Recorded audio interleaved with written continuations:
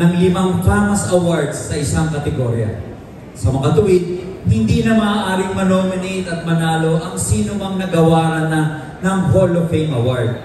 Ngunit, maaari pa rin silang magkamit ng FAMAS Circle of Excellence Award. The FAMAS Circle of Excellence Award is the highest award that FAMAS can bestow to an individual that has given the Hall of Fame inductee into given the performances that are truly worthy of a FAMAS award.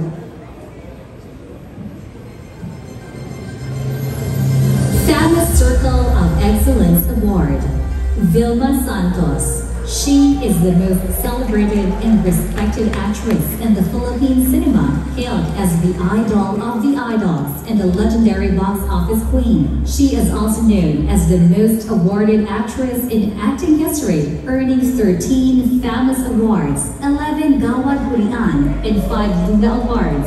Ate V has been formally nominated for the Order of National Artist for Film and Broadcast Arts, and she was also the first FAMAS Circle of Excellence awardee back in 1993. She starred in multiple compelling and classic films that shaped the big screen of the Philippines and touched the lives of every Filipino viewer. Being a timeless role model of excellence like her dedication to Philippine cinema, there is no more deserving than the star for all seasons. FAMAS Circle of Excellence awardee, Ms. Vilma Santos Recto.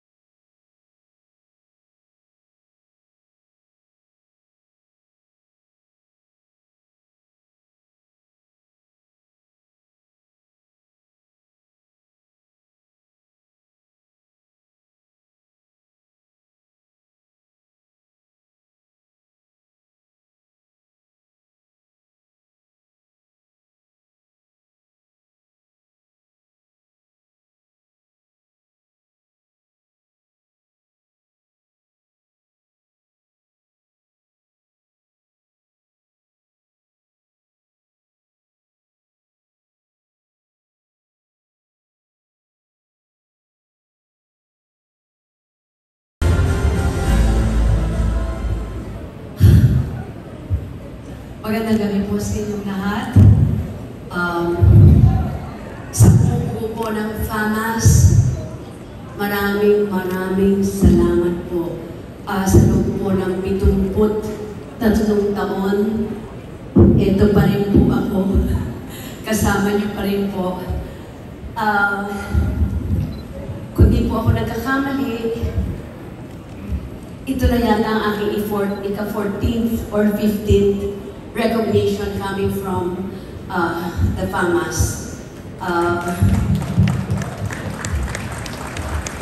Naging Child Actress of the Year na rin po ako. Baka iba hindi pa pinapanganak 1962. Tapos po, nabiyayaan po ako ng 5 Best Actress Award. Nabiyayaan din po ako ng FAMAS, ng Hall of Fame. Nabiyayaan din po ako ng FAMAS ng Lifetime Achievement Award. Nabiyayaan din po ako ng FAMAS ng Exemplary Achievement Award. Nabiyayaan din po ako ng FAMAS ng FAMAS Presidential Award. Nabigyan din po ako ng FAMAS nang ako po'y naging producer ng Best Picture and Best Producer ng Pagputi ng Uwak, Pagitim ng Tagak, Other VS Films.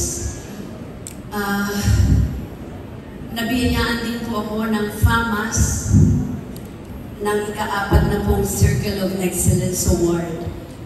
Yung una po was 1992, Sinungaling ng Puso. And then 1993, Dulzura Cortez story about AIDS. 2024, last year when I met you in Tokyo, at ngayon pong 2025, Uninvited. FAMAS, Maraming salamat po. May I take this opportunity to of course thank my family ng Uninvited mula po sa Mentor Production. Maraming salamat, Ryan. Sa Project 8, Direct Dan Villegas, maraming salamat po.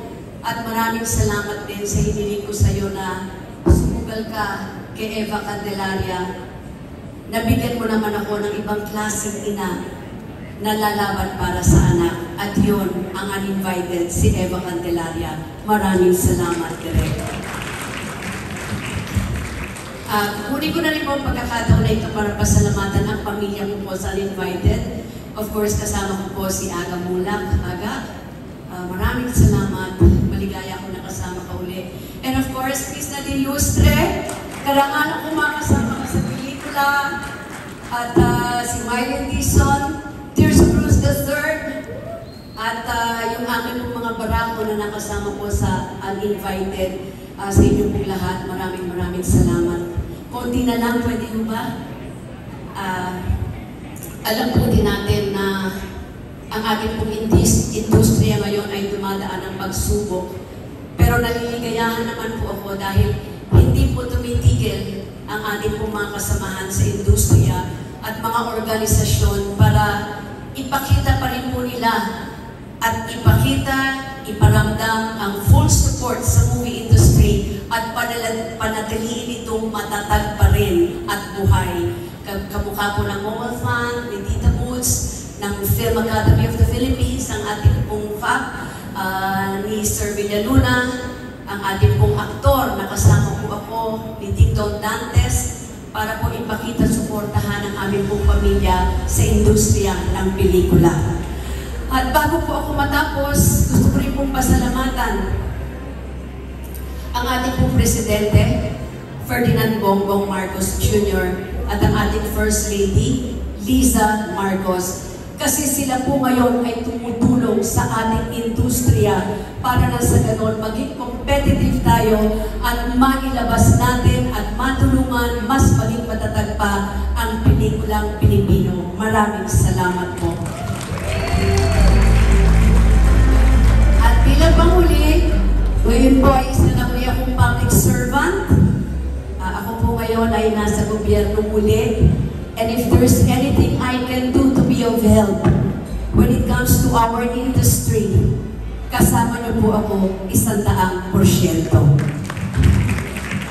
Lastly, I'd like to share this award, of course, to my family, my siblings, and of course to my immediate family, to my husband, Secretary Ralph Recto. Papa, I love you.